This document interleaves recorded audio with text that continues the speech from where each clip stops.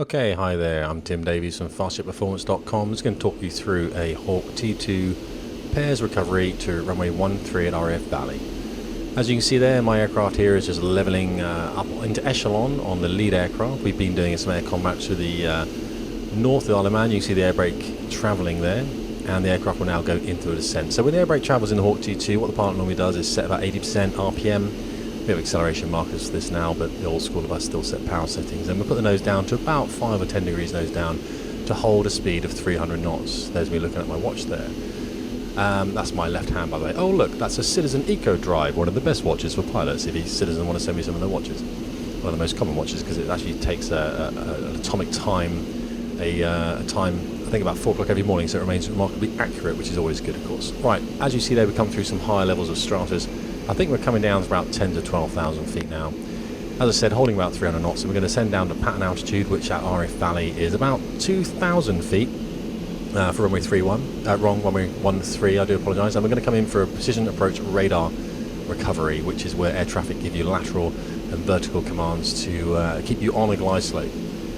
So we're sitting on what's called references now, and the references in the Hawk T2 are to keep what you probably can't see here. When I actually am talking to this thing, haven't got the kind of fidelity you guys will have when watching on YouTube, so I'm watching it on, what am I using here? I think it's Movie Studio Platinum 12 that I'm making this film with. So we use one of the wing fences on the wing there, and we put that by a radio aerial, and then we're looking down the back of the real tailplane, and we're trying to line some stuff up on there as well. So that's pretty much how we keep the references in the T2.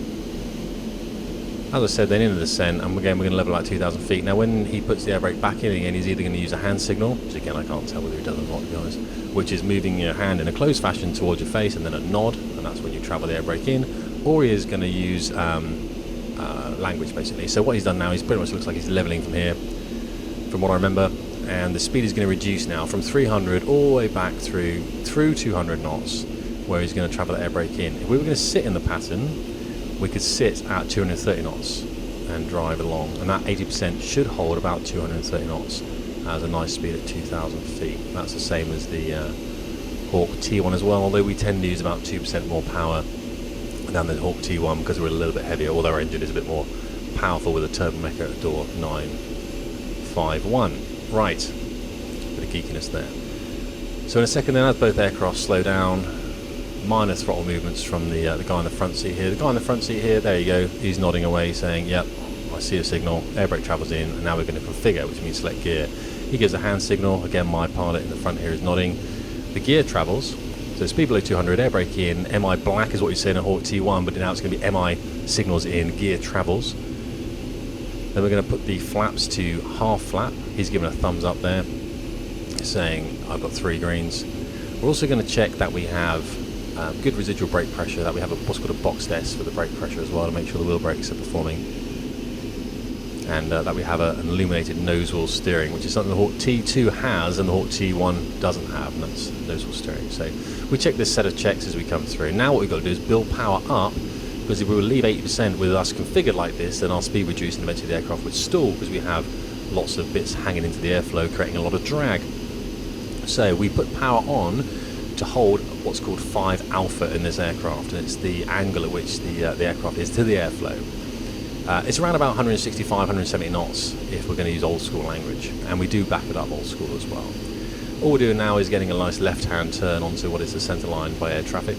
And I will make one of these videos eventually, when I get around to it, with the air traffic audio, and I know everyone wants that, and that's absolutely fine. I will do that. It's just very difficult for me to take that audio from the tape here, of course. I'll work a way of doing that. It normally comes off our replay facility, but I've got to sit there for a whole hour of my time trying to get that audio for you. It's never that clear either, because I'm literally holding a microphone to the replay facility trying to record that. So if anyone walks in the room, of course, it's a bit rude. But I will become more innovative, and I will sort it out for you, because I know you guys deserve that. Right, what else are we looking at here? Okay, so now we're on approach. We're sitting at 2,000 feet. We're holding about 165 to 170 knots.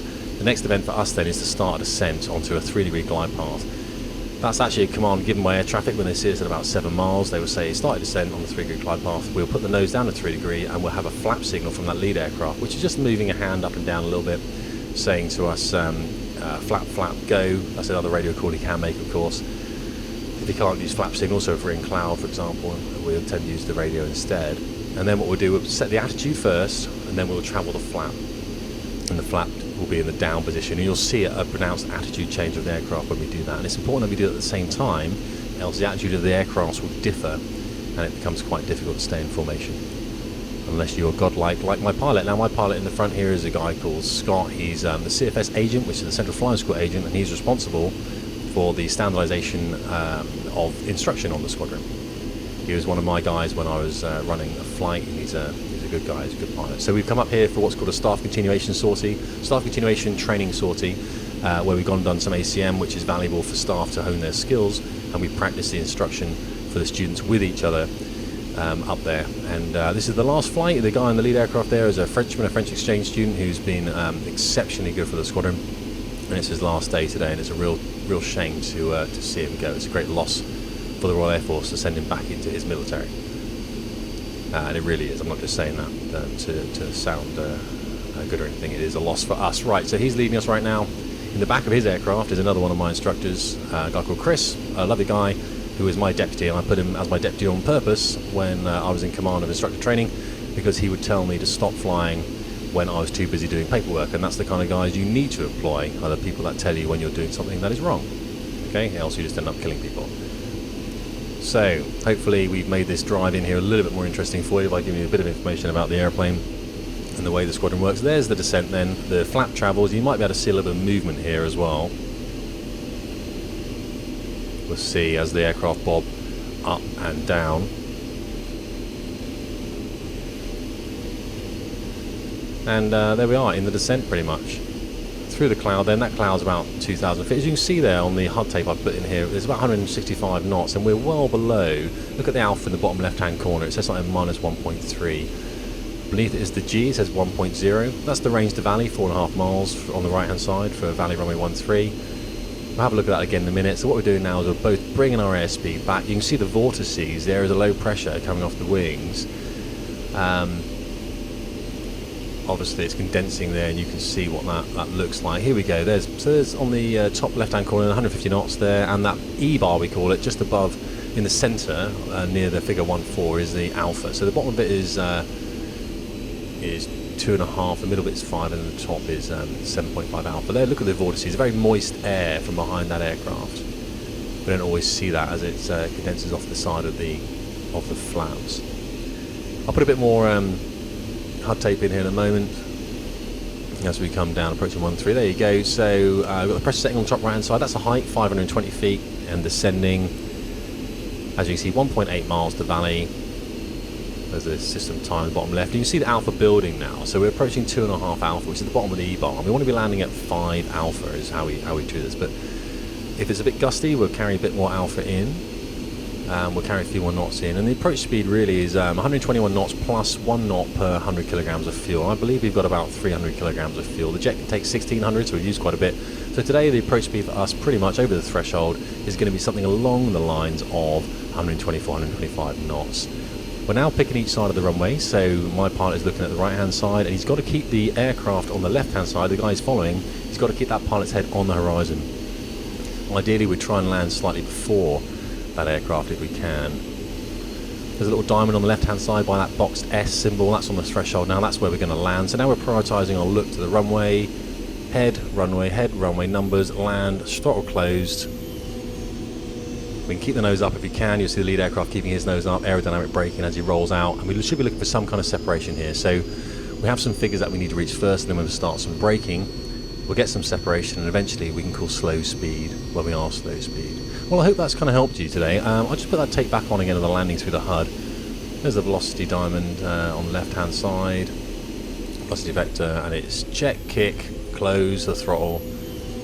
It is a controlled crash, isn't it? That's 129 knots. So we've carried 5 knots in there, really. And again, slowing down, you'll eventually see the lead aircraft drag himself out in front of the HUD. Listen, I hope this has been helpful. A small tape, only 10 minutes. Again, I'll try and do some more of this, and I'll try and get some audio on for you of their traffic. It's not very exciting, to be honest. They do talk quite a lot. But anyway, Tim Davies, Fast Jet Performance, and I hope you've enjoyed the tape. If there's anything you guys do require, by all means, just do that whole tweeting stuff at me, and I'll try and get that for you. And I will put stuff about the air combat stuff, because some great guns kills that we'll have a look at later as well. Hey, thanks so much.